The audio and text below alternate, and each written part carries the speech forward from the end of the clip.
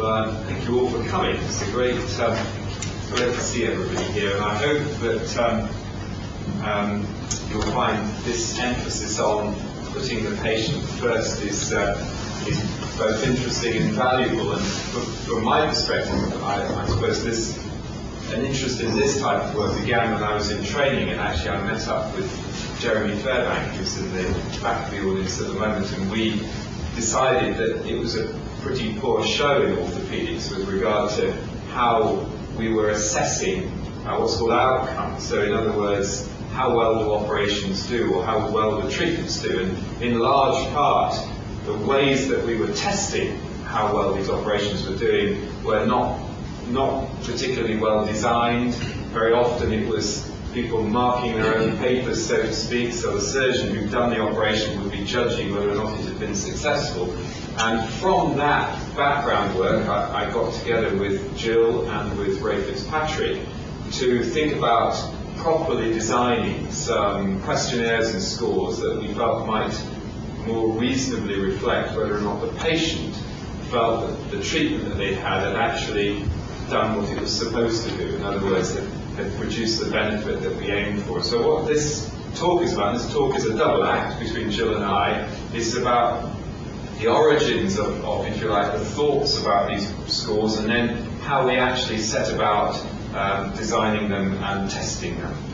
And the basis of this, and I've got unashamedly, this slide will come up twice now, which is sort of to introduce my talk, and then to introduce the sort of some of the new initiatives that are going on in the health service. So the first thing, generally speaking, that patients want to know is it safe? What's the risk? Will it work? What's the benefit? And what will happen to me? How will I feel? How will I've never been in hospital before, I've never been treated, I've never had an operation. How will I feel? What will my experience be associated with that treatment? And so any kind of an assessment of treatment needs to try and somehow encapsulate those three components.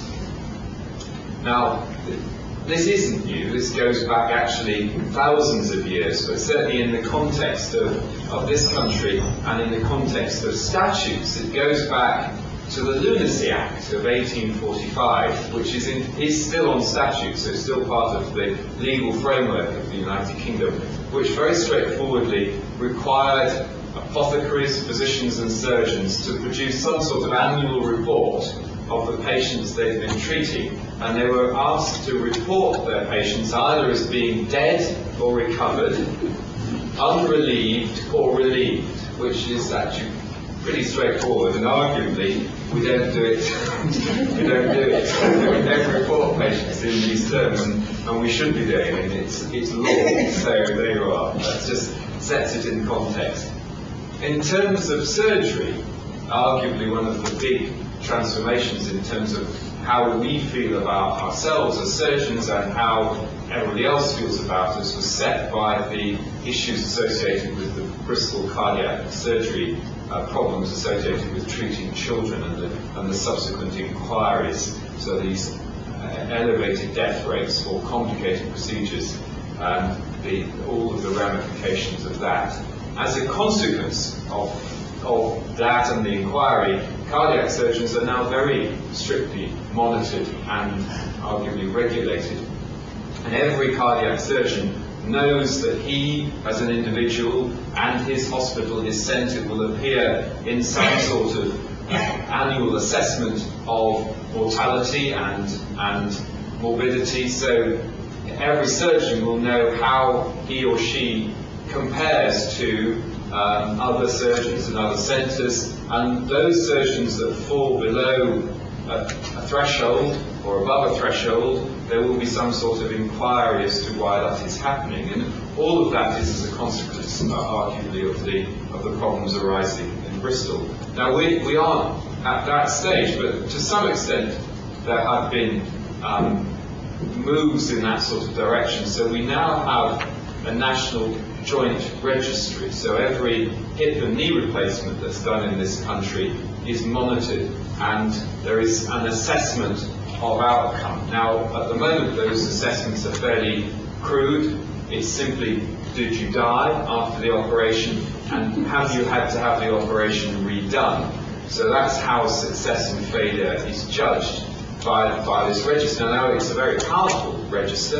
Over 120,000 cases were put on in 2006 alone, and we are moving towards capturing 90% of all of the hip and knee replacements done in the UK. So it is becoming, and will increasingly become, a powerful assessment tool for this particular operation. So we know at the moment that less than 1% of hip and knee replacements are having to be redone within a year, and that you have a less than 2% chance of dying after a hip and knee replacement, which is actually less than the expected rate for your age, and that's partly because we are selecting people who are reasonably fit, and that people who are unfit don't get the operation, so that's why the mortality is less. So in effect, what we're saying is that this operation doesn't have a risk of death. It does have a risk of failure, but that risk of failure early on is very low. So that's what the information is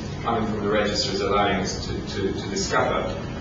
But what we can immediately tell is that kind of approach is only going to be appropriate and sensible for certain kinds of conditions. It's not going to be appropriate for long-term conditions where there is need for continuing care. And if we find a problem with the register, then it's going to raise a question. It's not going to provide the answer. And to some extent, to a very large extent, it's not providing all that we want to know. And what we want to do is to link that assessment, that's death and revision, to other bits of data, what are so-called quality of life data, health-related quality of life. You may or may not have heard of that term, the HR qual. And an example of that is the patient reporting, has their pain gone, has their function got better? And that's what the patient-reported scores are all about. So an illustration of the value of this is taken from this paper, which looked at 10,000 knee replacements 1 to 2 years after the operation, in whom there had been no problem. They hadn't died and they hadn't failed. But 18% of those patients who had a knee replacement were in some sense not satisfied. And the main predictors of dissatisfaction were predominantly persistence of pain. So although the joint replacement was working functionally, didn't need to be revised, it hadn't got rid of all the patient's symptoms. There was also a relationship with age, gender, and not unexpectedly, whether or not the patient had had some sort of complication after the operation. So we're now enhancing and improving the data present from the registry. Last year, Dawson introduced this very important sort of paper, which was called High Quality Care for All, which became part of government policy. It's called the NHS Next Stage Review. And he addressed again these three principles: risk, benefit, and experience, and introduced into statute this principle of philosophy. And I'm going to read this out to you. So he said, we will make payments to hospitals conditional on the quality of care as well as the volume. So hospitals are going to get paid not just for what they've done, but how well they've done it. An assessment of how well they've done it is going to be based on a range of measures covering safety, clinical outcomes, patient experience, and the patient's views about the success of their treatment. And this is what are known as patient-reported outcome measures and PROMs, and that's what the emphasis of this whole lecture is about from the 4 speakers you're going to hear about.